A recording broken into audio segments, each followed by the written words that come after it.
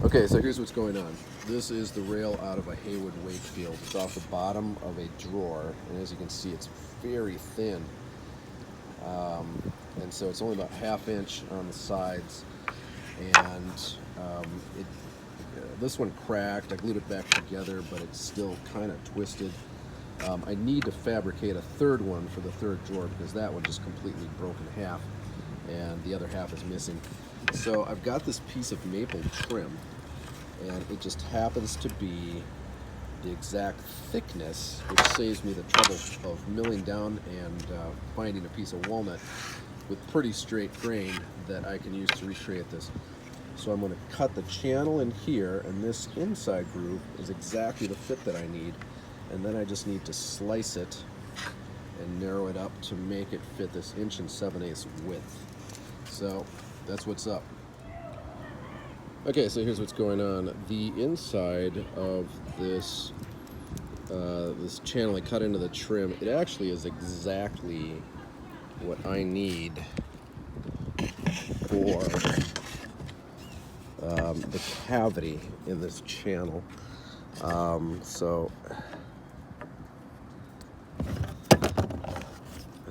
The sun, it's a little harsh, but I'm using my trusty Pica pencil, and I am marking that inside to show me that when I start hogging this out, as long as I'm cutting out what's going to be the waste in here, I'm going to be okay.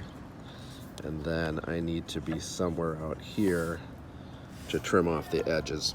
So I'm going to see if I can do it all on the router table and maybe with hand tools to show that method, or maybe the table saw. Okay, so here's what's going on. As part of a Heywood Wakefield restoration, rehab, whatever, flip, I decided to use this maple trim that I had, and what I discovered is that I was about to just start cutting this thinking that these were the same, but there's actually a taller side and a shorter side in terms of that groove. This and this are not the same. And so I trimmed this one off already. I took the bigger piece off. And so it's important to have a caliper sitting around and double check the measurements going back and forth.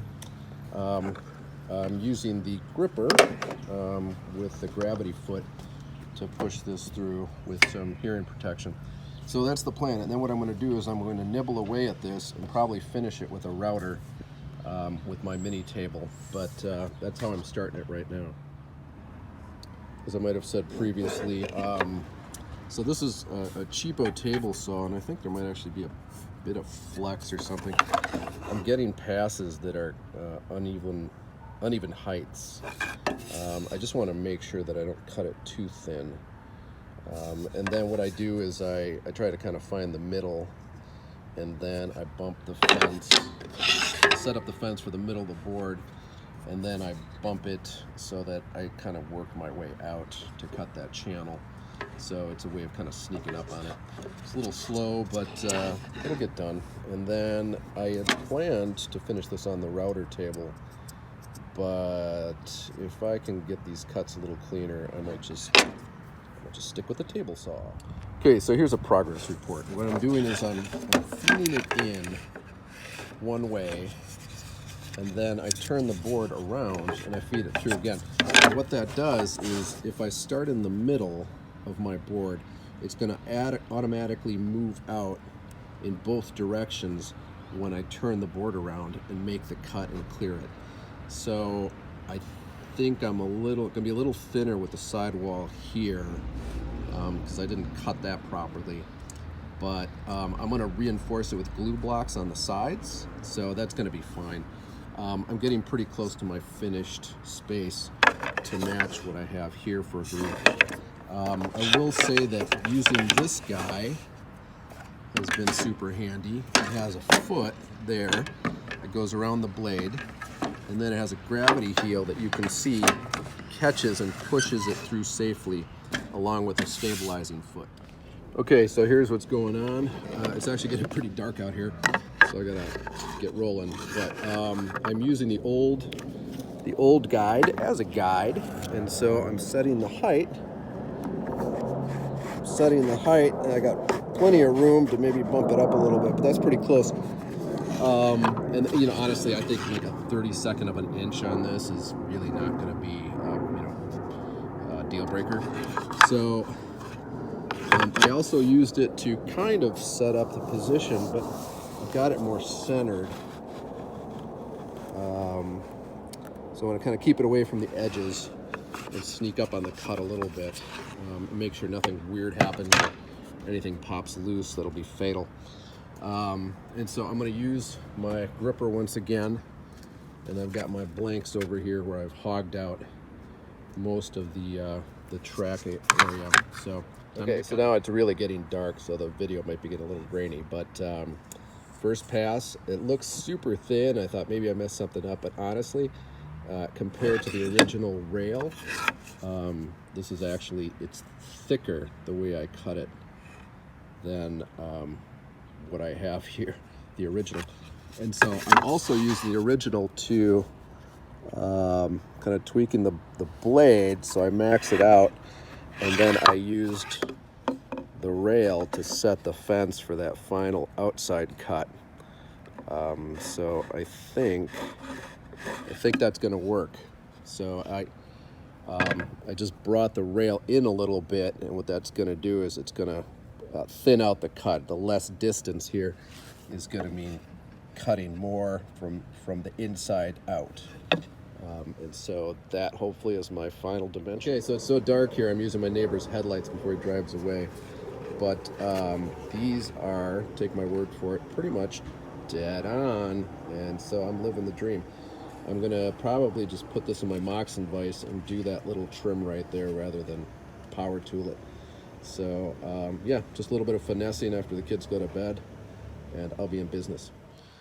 Okay, so here's what's going on. This is the new guy, and that is the old guy. And you can see the old guy, I repaired it, but it cracked and warped and twisted a little bit. And even though the glue is supposed to be stronger than wood itself, I figured it might not hurt to upcycle this piece of trim. And actually, the old polyurethane or whatever's on there, the varnish, that clear coat might actually help hold it together on the back. But what I do need to do is measure up and cut that little tenon right there, that tongue, because that is what is going to plug into the drawer front. There's a little cavity, a mortise that's been cut in there, so that's going to plug in, and so I have to just match that little bit, and I may use my new fret saw for that. So look who I invited to the party. Yes, the new Concepts fret saw. This is an addition, recent addition, and I was using it for hand-cut dovetails. But I thought, you know what? Why not use it for some detail work here to make a tenon? So that's what I'm doing. I'm making a little tongue for that guy on the Heywood Wakefield project. So, anyways, got to get back to it. Okay, so after getting it in the neighborhood with the cuts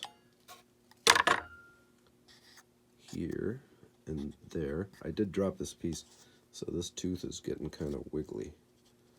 But having a teeny tiny saw blade like this is super handy for detail work. Oh, there's one.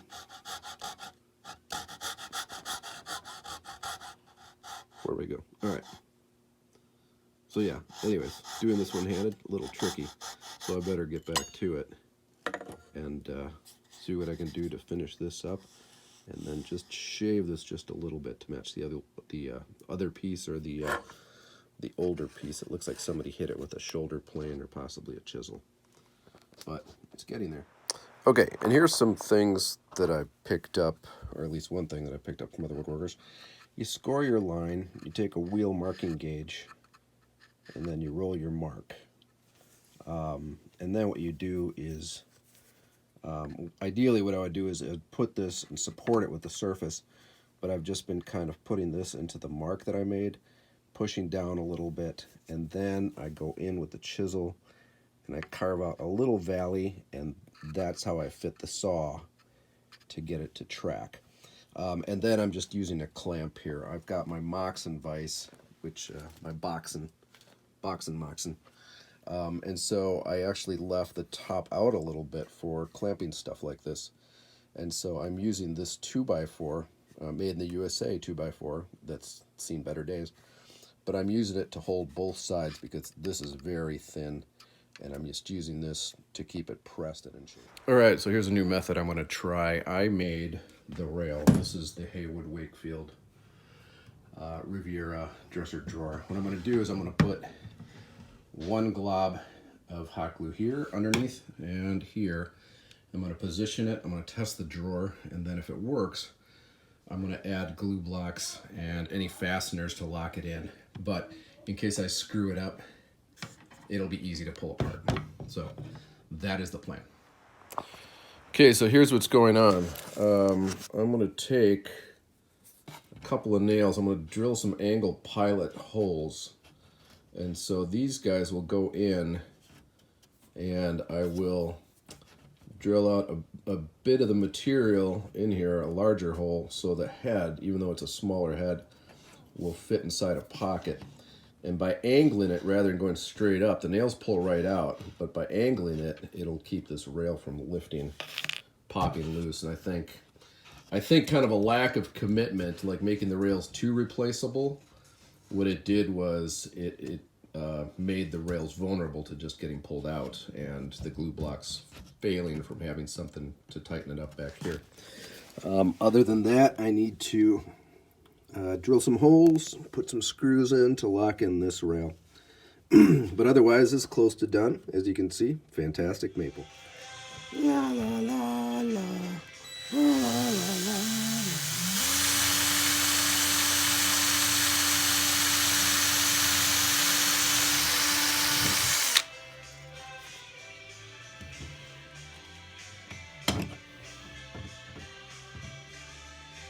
Sometimes it helps to put a punch, put a little punch hole in for the drill bit to start.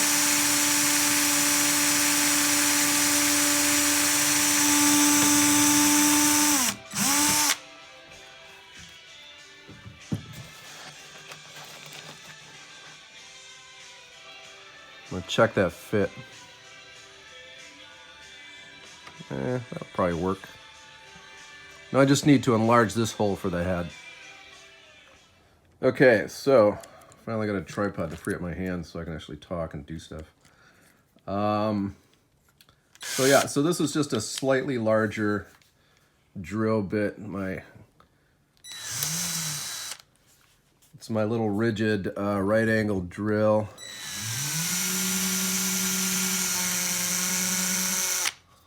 With the old undersized battery pack. Kids loved it. Kids love it. It's very slow, so it's pretty safe. So anyways, drilled the pockets there.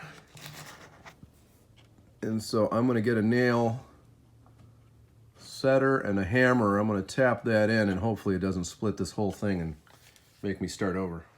All right, so I got my hammer. Got my tiny nail set so I can go inside the head. There are bigger ones that'll go around it, but that's not going to work for this situation.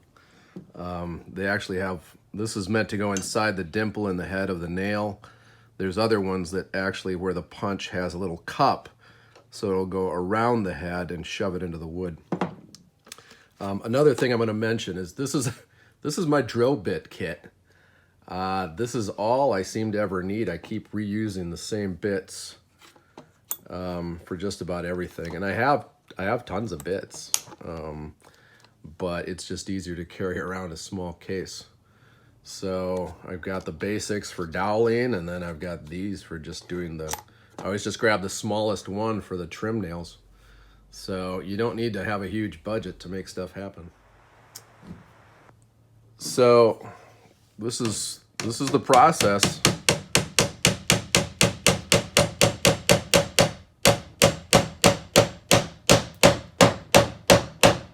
So it's pretty much flush there. I probably don't even need to do this, but I'm just going to give it I give it one little tap. Then hold it gently.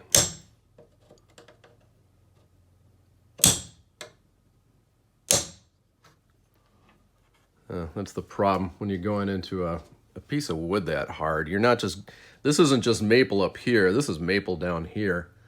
And maple sometimes just isn't having it. It's also a little awkward because I'm trying to work with the camera. But all right, that's a good strike.